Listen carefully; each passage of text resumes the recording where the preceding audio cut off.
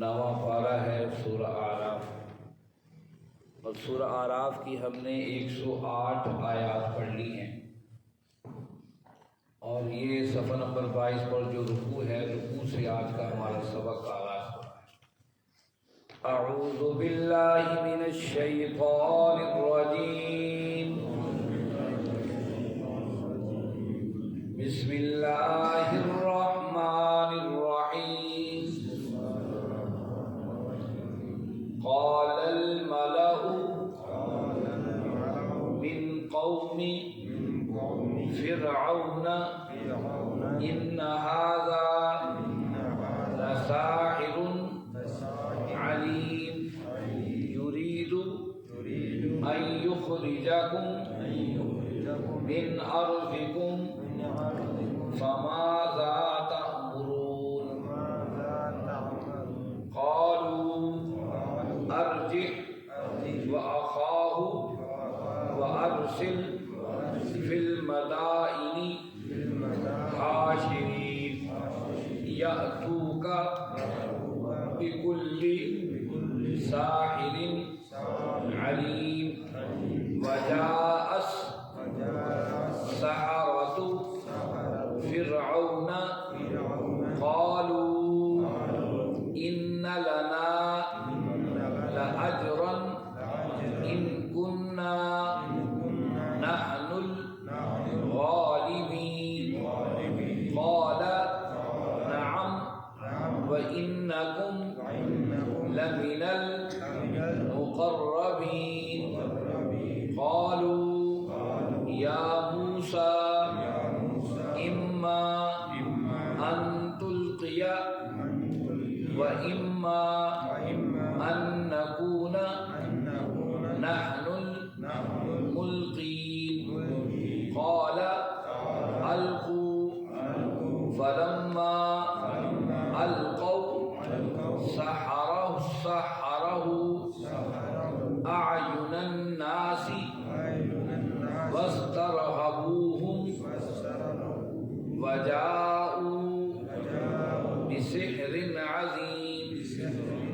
وأوحينا إلى موسى أن ألق عصاك فإذا هي تلقف ما يأفكون۔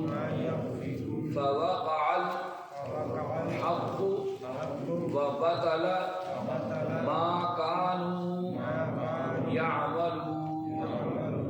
صدق اللہ۔ عزیز ساتھیوں، تمام حمد و ثنا، تعریف و توصیف اس رحیم و کریم رب کے لیے جس کا رحم اور کرم ہر سو وسیع ہے۔ اس کا رحم اور کرم ہی ہے کہ ہم اس کی بارگاہ میں بیٹھے اس کے کلام کو سن رہے ہیں، سیکھ رہے ہیں۔ اس کا رحم اور کرم ہے۔ اس کے بعد لاکھوں کروڑوں درود و سلام اس نبی مہرباں پر جنہوں نے اللہ رب العزت سے حق کو پا کر ہم تک حق پہنچانے کا حق ادا کر دیا۔ عزیز ساتھیوں، سورہ اعراف اور نامہ پارہ ہے سورہ اعراف کی ہم نے 108 آیات پڑھ لی ہیں۔ گزشتہ آیات بینات میں ہم موسیٰ علیہ السلام کا تذکرہ پڑھ رہے ہیں کہ موسیٰ علیہ السلام کس طریقے سے فرعون کے دربار میں جا پہنچے اور بابانگ دوہل اس بات کا اعلان کیا کہ میں اللہ کی طرف سے بھیجا ہوا ہوں اور میں تمہیں بتانے آیا ہوں کہ تم رب نہیں ہو، رب تو خالق و مالک ہے، اور تم ڈرو اللہ سے اور میرے ساتھ بنی اسرائیل کو میرے ساتھ بھیج دو۔ تو جواب میں کہا اچھا بھائی، ہم تیری بات تو مانتے ہیں، تو تیرے پاس کوئی دلیل بھی ہے؟ تو موسیٰ علیہ السلام نے فوراً اپنا عصا پھینکا جو ان کے ہاتھ میں تھا، لاٹھی پھینکی، وہ اژدہا بن گیا، اور پھر اس کے بعد اپنا چمکتا ہوا ہاتھ بازو اپنے بغل سے باہر نکالا تو وہ چمکتا ہوا نظر آیا۔ یہ دو چیزیں ایسی جب ہوئیں، اس کے بعد پھر کیا ہوا؟ آئیے ہم اگلی آیات میں پڑھتے ہیں۔ اعوذ باللہ من الشیطان الرجیم۔ قال الملأ، درباریوں نے کہا۔ مانا کہتے ہیں سردار، درباری، جو وہاں کے بڑے بڑے وزیر مشیر تھے، دربار میں سارا منظر دیکھ رہے تھے۔ قال الملأ، انہوں نے کہا، من قوم فرعون، جو قوم فرعون میں سے تھے، ان ھذا لساحر علیم، یہ تو کوئی بہت بڑا جادو جاننے والا ہے، یہ کوئی جادوگر ہی ہے۔ اب جو ہمیشہ سے بادشاہ اگر حکمران سیدھے راستے پر چلنا بھی چاہے، اس کے وزیر و مشیر ہمیشہ سے اس کو کہیں اور راستوں پر لے جاتے ہیں۔ اگر کبھی حکمران آنکھیں کھولنے کی کوشش کرے تو اس کے چاپلوس وزیر کہتے نہیں نہیں بس تم ہی تم ہو، سب کچھ ہو اور سب اچھا ہے، سب ٹھیک ہے۔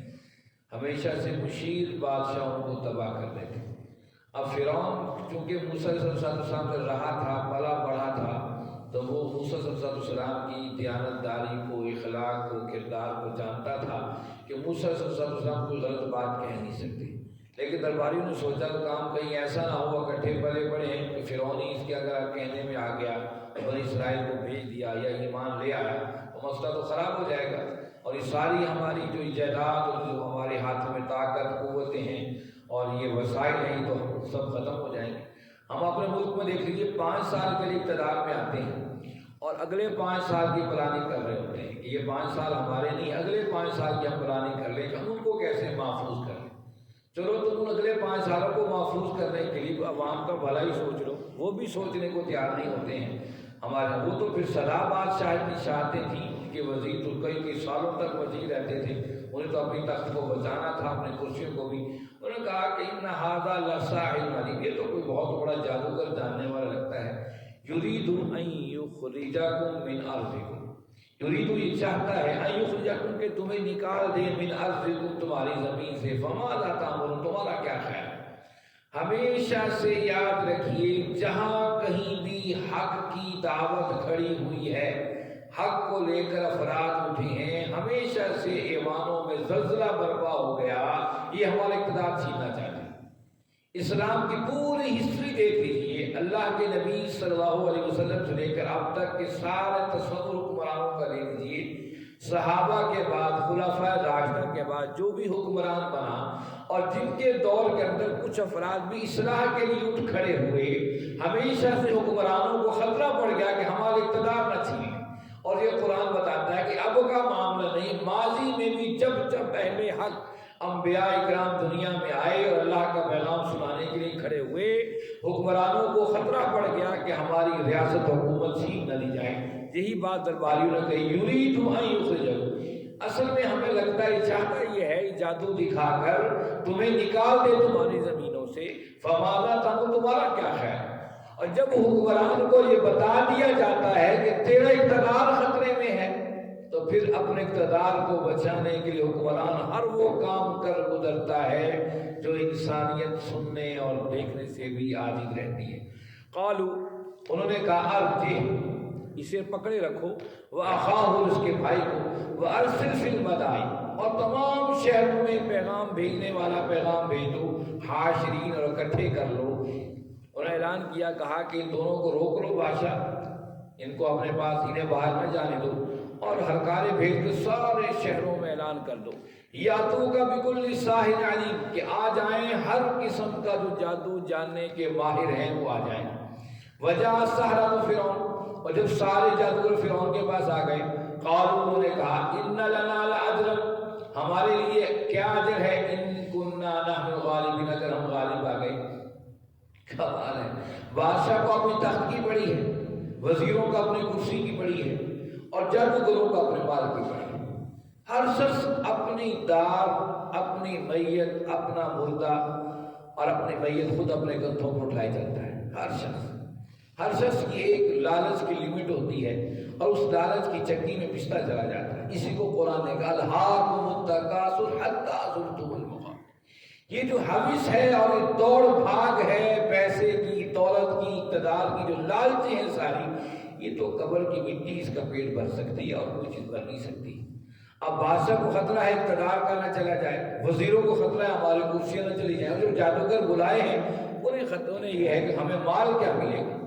ان کننا نحن الغالبین، قال، اس فرعون نے کہا نعم، ہاں، وَإِنَّكُمْ لَمِنَ الْمُقَرَّبِينَ، میں تمہیں پیسہ بھی دوں گا لیکن اضافی طور پر تمہیں اپنا مقرب بھی بنا لوں گا۔ اس میرے دربار میں ایک علیحدہ کرسی تمہاری رکھی جائے گی جہاں پر تمہارا نمائندہ بیٹھے گا، تمہاری حیثیت ہوگی اس پوری میری ریاست کے اندر۔ اب انہیں سمجھ میں آ گیا ہاں جی ٹھیک ہے، اب تیار ہے، پیسہ بھی ملے گا، اقتدار بھی ملے گا، دونوں چیزیں ملیں گی۔ یہ دونوں چیزیں ہی تو آج ہم اس کے پیچھے دوڑے بھاگے پھر رہے ہیں اور ایمان جہاں جاتا ہے رولتا رول جائے اس کی کوئی پرواہ نہیں۔ قالوا یا موسیٰ، اب موسیٰ کی طرف متوجہ ہو گیا، موسیٰ اما ان تلقیا کہ تو ڈال، و اما ان نکون نحن المقلبین، اگر ہم جو ہے یا ہم ڈالیں، تو جو کچھ کرنا چاہتا ہے تو کر یا میں کہ ہم کرتے ہیں۔ اب انہیں اعتماد ہو گیا کہ دولت بھی ملے گی، کرسی بھی ملے گی، تو فرعون سے موسیٰ علیہ السلام سے مخاطب ہوئے یا تو اپنا جادو دکھا یا ہم دکھاتے ہیں۔ قال موسیٰ علیہ السلام القوا، تم ڈالو پہلے جادو، فلما پر جب القوا سحروا اعین الناس، ڈال دیا انہوں نے، سحروا جادو کر دیا، اعین الناس انسانوں کی آنکھوں پر، وَاسْتَرْهَبُوهُمْ اور انہیں دہشت زدہ کر دیا، وَجَاءُوا بِسِحْرٍ عَظِيمٍ وہ بہت بڑا جادو لے کر آئے تھے۔